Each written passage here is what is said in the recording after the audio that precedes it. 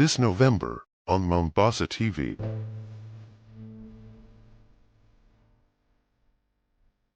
Kwa majina naitwa Matima Mariam.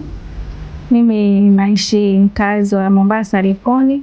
Nafanya biashara ya mafuta ya nywele, nywele kukuza nywele.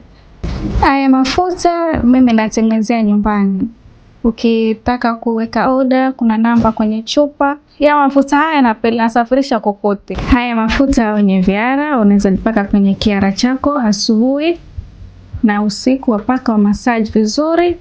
Wenye mvi pia mweza jaribu na haya mafuta, itakupatia rangi nyeusi nzuri ya kuvutia. Hii ni herbal.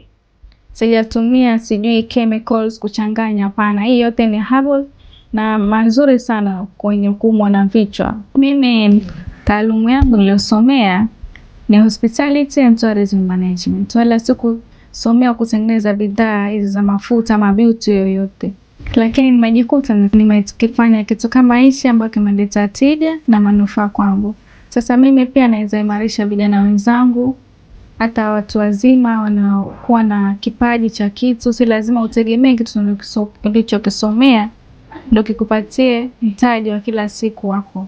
Maybe kuna talanta ndani yako unataka kuikuza, anza polepole uikuze. Pia utaanza kujinufaisha kwa kutengeneza riziki yako.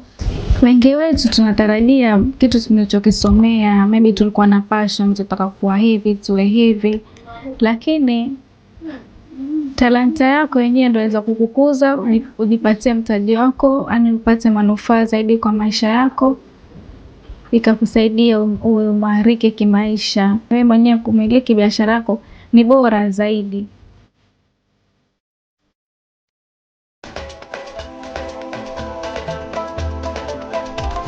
Unatazama Mombasa TV, kurunzi ya Pwani.